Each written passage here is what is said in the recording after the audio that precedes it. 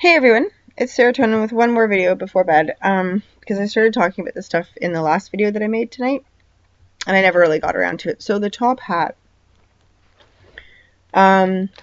we see in a lot of the pictures of people who have a lot of power. Back in the day, people wearing top hats. And right now, oh, here we are, look, Azimbard Kingdom Brunel. Right there. How interesting. How interesting. He should just show up just like that after I'm looking up top hat. Okay. Anyway, what I wanted to get at is often when we look at older pictures of Egyptians, of different, very interesting pictures of different looking entities from a long time ago, they have this sort of tall shaped head. Long heads. Let's have a look. So you see this kind of stuff, right? And we see it a lot, right? It's not just Egyptian stuff. It's in other places. Okay. We see it in the Vatican. They wear these hats that would very easily cover this kind of a head, right? There's Nefertiti. There's, okay. Which gets me back into top hats, right? Top hats would be very useful for pointy-headed people. You know,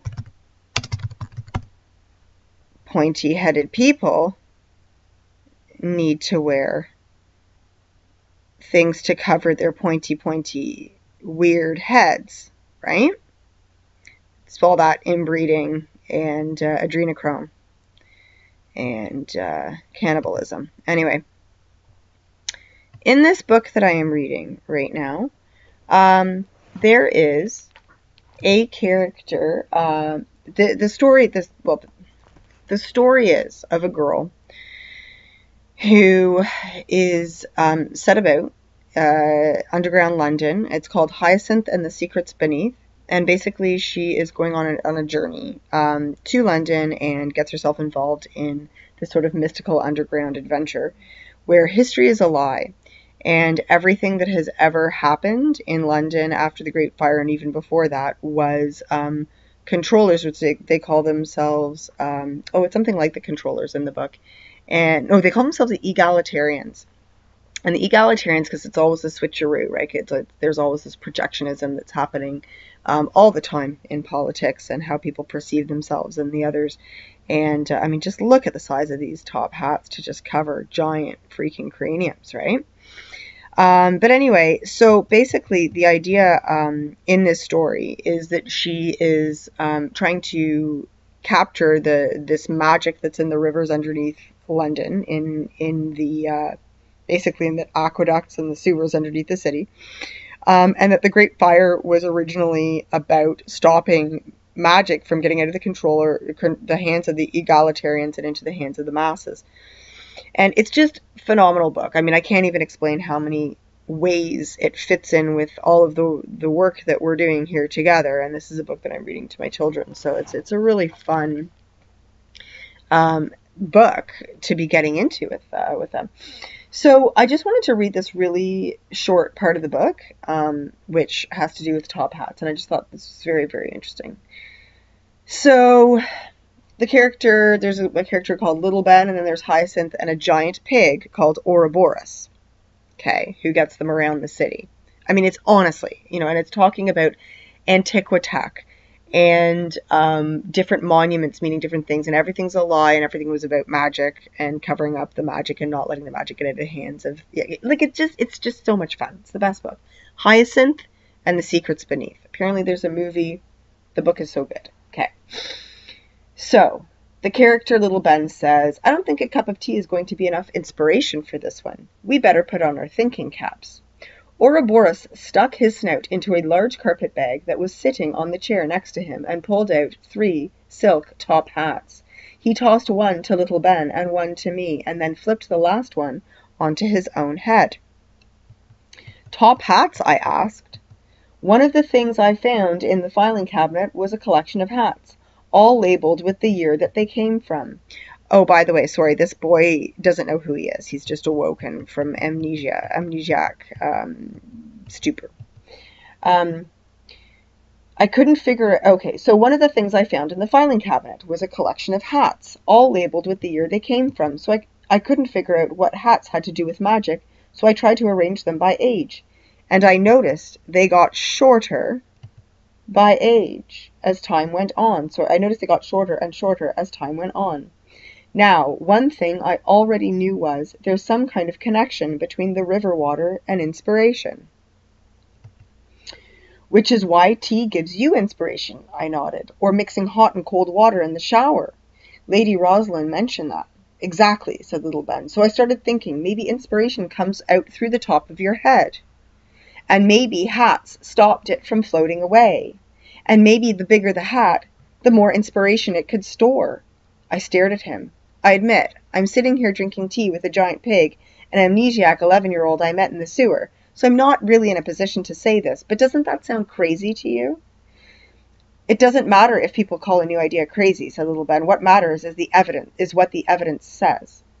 But you said the hats have been getting smaller over time. Isn't that evidence that bigger hats aren't better? Little Ben shook his head. Something the egalitarian pamphlets kept talking about was the elitists work really hard to keep magic away from ordinary people. You remember how Lady Rosalind told you that if you put milk in first, then tea, it neutralizes the magic? Well, if you go to a poor home, guess which order they do it in. And she told you if you put the tea in first and then the milk, it makes the magic more powerful. Well, guess how aristocrats make tea. So what does this have to do with hats, I asked.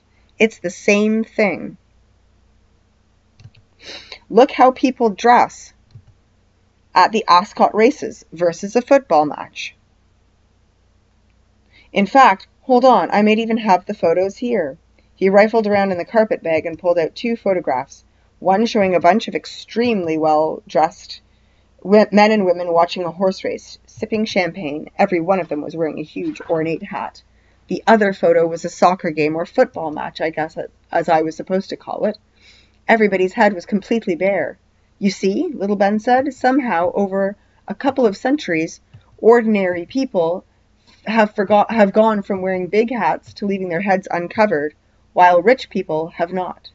Doesn't that prove something?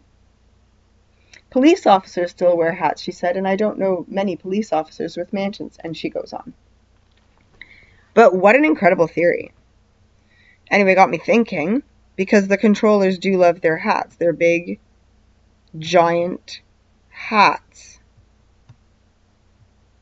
So there you go. So that's the hats. Hats. Hats? Yes. Now the last thing. This is a last quick response to UAP. He talked about these retro future glorious urbanism drawings. So I just wanted to, I finally found it on the Dark Roasted Blend site. It's called Retro Future Glorious Urbanism, and here it is. I found it under, I believe it was under architecture. Yes, it was under architecture. So here we go. 5th one down, Retro Future Glorious Urbanism. There's my cute snail again. Okay, I'm just going to scroll down for you guys. This is one of the reasons, this is like my favorite website.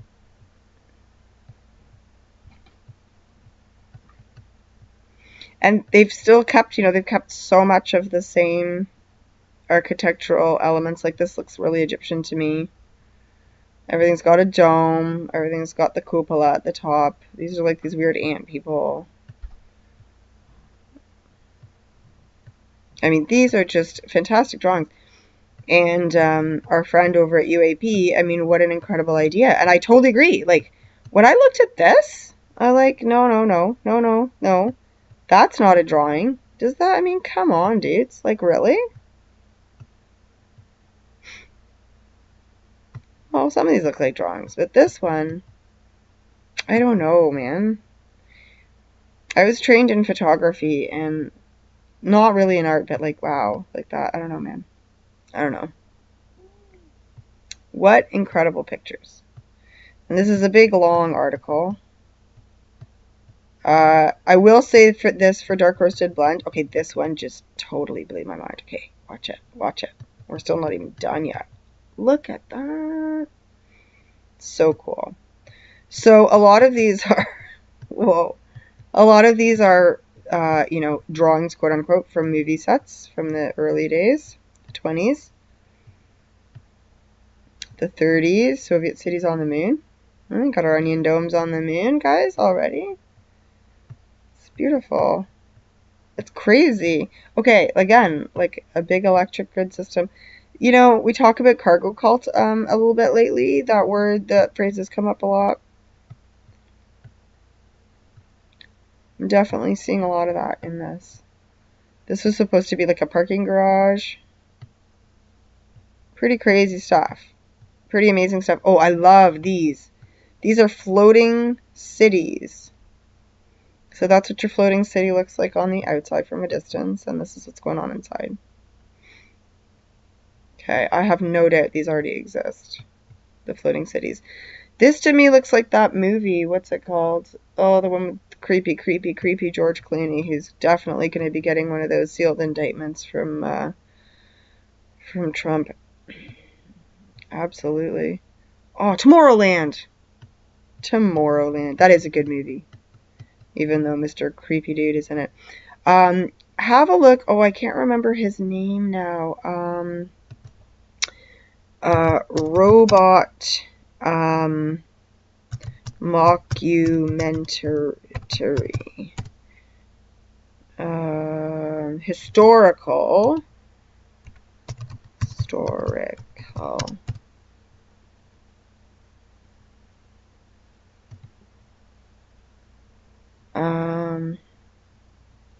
Yeah, there's a really famous robot. My buddy, oh, he would totally remember his name. World War.